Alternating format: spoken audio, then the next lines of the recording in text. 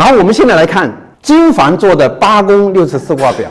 金房创立这个纳甲战法，它的基础就是这张图。我们等一下再来讲这张图。我们先看看这张图，这张图大家都熟悉吧？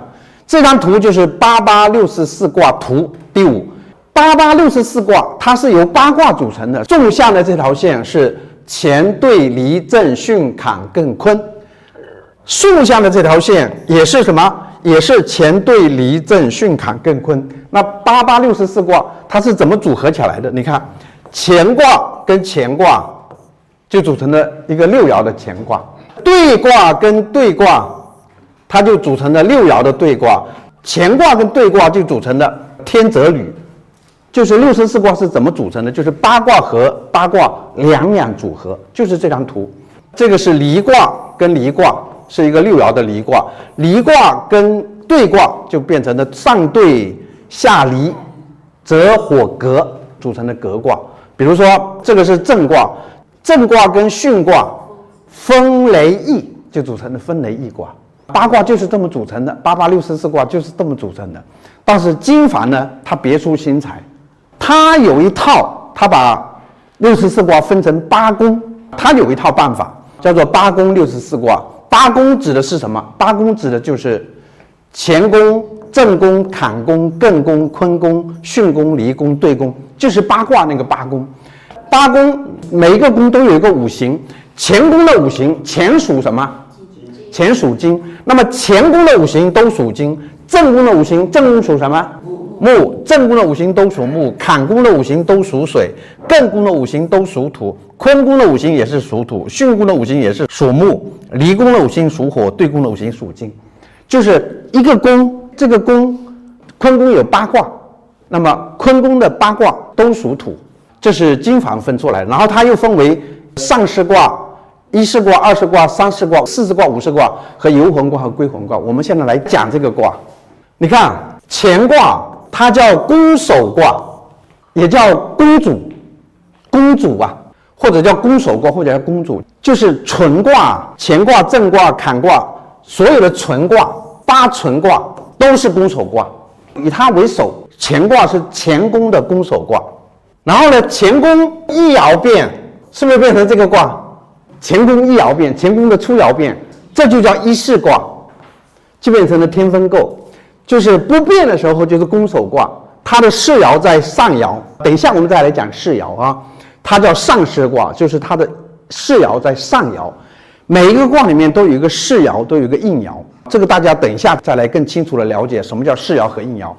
总而言之，上巳卦都是8纯卦，它的世爻在哪里？在上爻。一巳卦呢就是初爻变，初爻变就是你看乾卦的初爻变，本来初爻是阳爻变成阴爻，这个是一巳卦叫初爻变。然后二巳卦呢是二爻变，二爻变变成了什么？变成了天什么？天山遁。然后呢再来三爻变，在三爻变就变成了天地痞。四爻变也是一样的，变成了什么？分地光。再来五爻变，是不是变成这样子的？这叫什么？三地波。最后一个游魂卦跟归魂卦它是这么变的，不能再往上变了，再往上变就没得变了，把这个乾卦变成坤卦那就没有道理了。那么它怎么变呢？它就往下变，就是从这里再游到四爻，从五爻再游回四爻，所以叫游魂卦。我们断卦断了游魂卦，比如说让你出行，让你不要去北京出差，断了游魂卦你就走了，你就走得成；断了归魂卦你就走不成。游魂嘛，游魂才能游嘛，游魂才能出游嘛，才能出行嘛。归魂就是走不动，你走不了，所以叫游魂行千里，归魂不出疆，不能出自己的这个地盘。比如说我们福州人出不了福州，归魂卦就是出不了福州，这个是叫游魂卦。归魂卦，归魂卦就把下面的全变了，下面的3个爻啊，全部由阴爻变成了阳爻，这就是归魂卦，叫做大有，火天大有。金房的逻辑其实很有道理，我们接下来继续跟着学就知道了。就是乾卦是这么变的，其他每一卦都是这么变的，所以说才有说上巳卦。上巳卦刚才说了，它的世爻在上爻，就是8纯卦，它不动，不动就是上巳卦。一巳卦就是变在初爻，二巳卦就变在2爻，三巳卦就变在3爻，四巳卦变在4爻，五巳卦变在5爻。然后呢，这个游魂卦变在什么？变在4爻。归魂卦变在这个下卦，下卦全部都变，它就是这么一个规律，实际上是很简单的一个规律。纳甲比主金房，分64卦为八宫，八宫64卦表乃纳甲战法之基础。就这张表是整个纳甲战法的根基，整个纳甲战法是从这里出发的，乃纳甲战法之基础。要点如下：八宫即乾震坎艮坤巽离兑，八宫就是八存卦，很简单。第二呢，八宫皆有宫主。什么是宫主呢？乾宫宫主即乾卦，震宫宫主即震卦。宫主意为首卦、本宫卦或者上士卦。宫首又叫首卦，或者叫宫主。宫主又叫首卦，又叫本宫卦，又叫上士卦，这就是宫主。第三，八宫除宫主外，尚有7卦。除宫主之外，还有7个卦：一士、二士、三士、四士、五士，游魂归魂卦。以乾宫为例，乾卦为宫主，为首卦，为本宫卦，为上士卦。乾卦初爻变为天风姤，即一士卦。这个刚才已经说过了，就变化的规律就是这样子的。其他7宫亦如是。乾宫8个卦，它五行皆属金；震宫的8个卦五行皆属木；坎宫8卦五行皆属水；艮宫8卦五行皆属土。就是每一个宫它都有一个五行，这个宫的五行都一样，只要是同一个宫，它的五行都是一样的。第五，八宫64卦皆有世爻与应爻，上士卦世爻皆上爻，应爻皆二爻。什么叫世爻呢？什么叫应呢？一个6爻卦，它是由上下2个八卦组成的，上下2个金卦组成的。这个都代表地，这个代表人，这个代表天，这叫三才嘛。那么同样，这个也是，这个代表地，这个代表人，这个代表天。你天卦对天卦叫做应，人卦对人卦也叫应，地卦对地卦也叫应。就是你一个卦里面，如果说初爻是世爻，那应爻呢，一定是什么？一定是4爻。你如果世爻是2爻，它的应爻一定是什么？一定是5爻。人爻对人爻，地爻对地爻，天爻对天爻，这就叫应。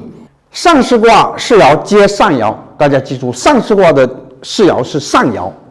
你看到4爻在上爻，就知道它是宫首卦，它是本宫卦，它是八存卦，那就是对冲的。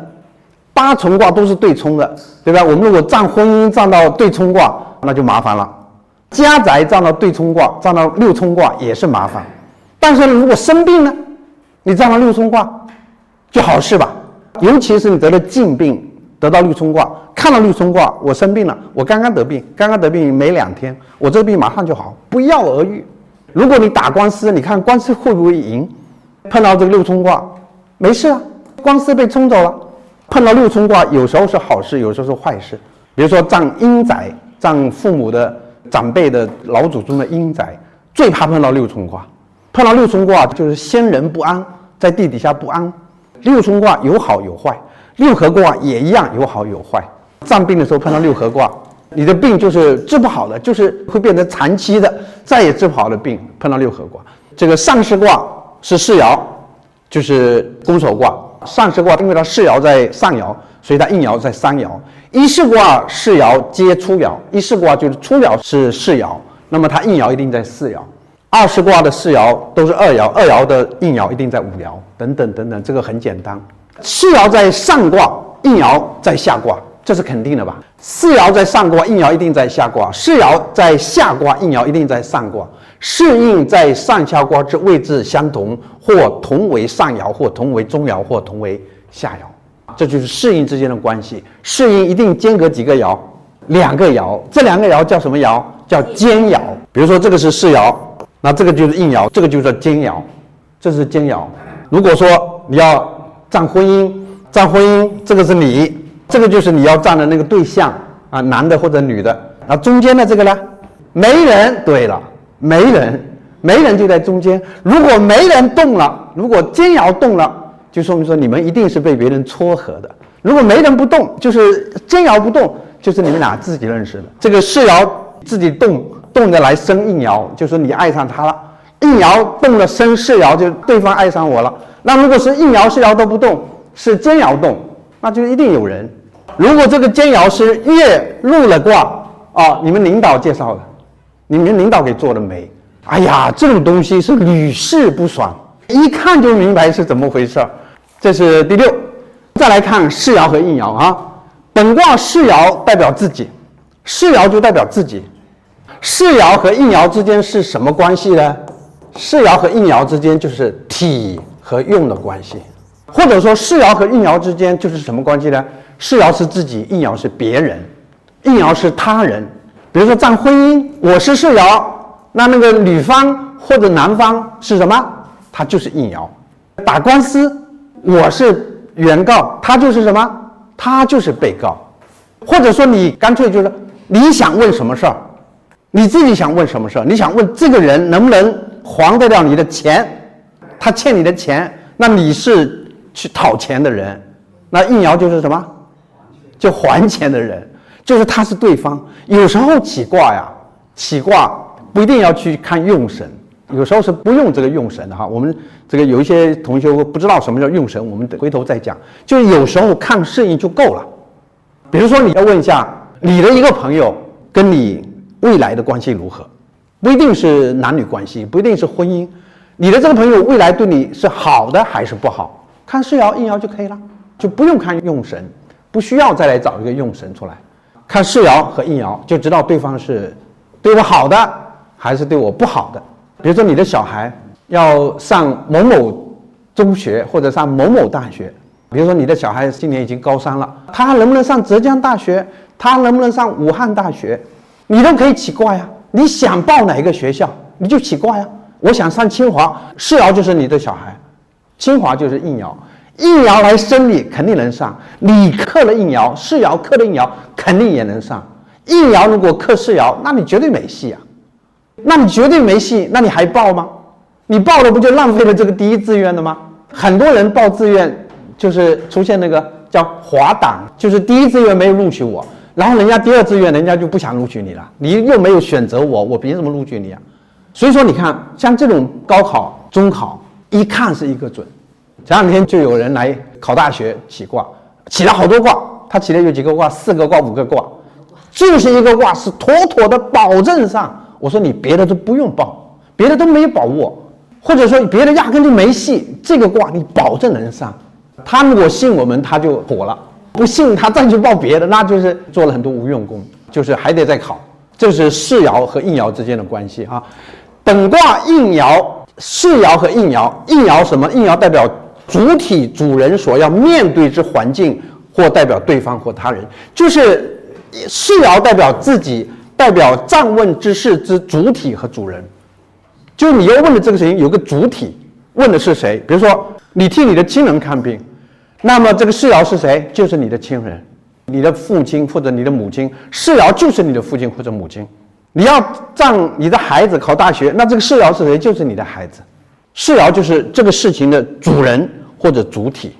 应爻就是什么呢？应爻就是他人或者对方或者是主人所要面对的环境。比如说我们占家宅，我占一下我自己的宅子风水怎么样，应爻代表什么？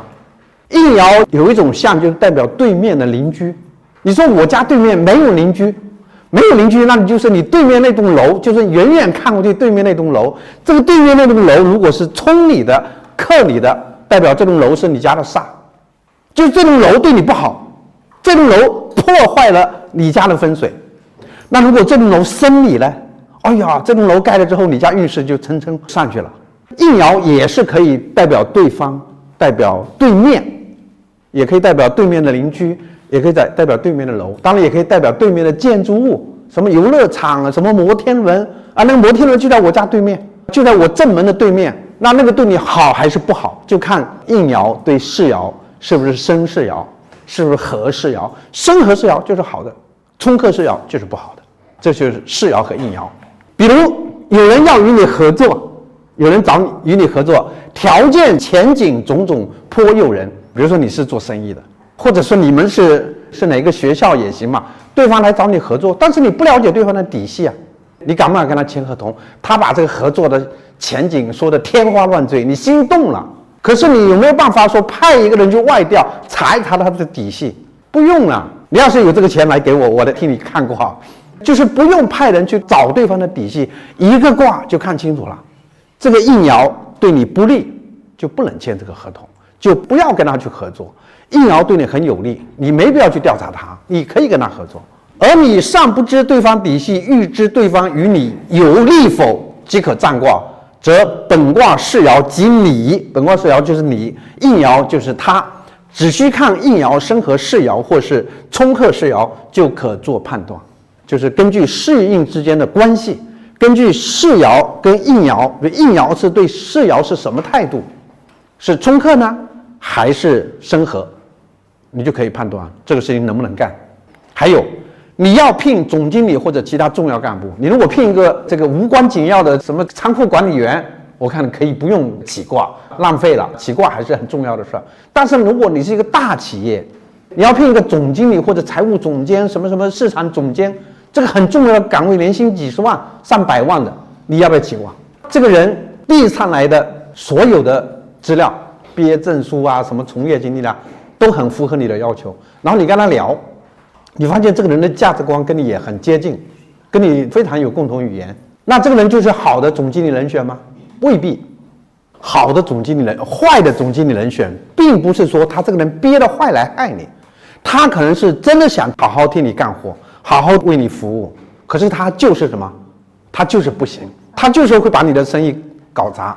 这个冥冥之中不知道是由谁来定的，就是你通过调查研究啊，什么可行性报告，什么这个人的综合分析，乃至于看什么通过什么心理学、什么性格分析，这些都没有用，这些都是看得见的，看不见的才是决定因素。看不见的就是我们卦可以判断的，就是所有看不见的东西，我们通过卦我们都能够看得出来。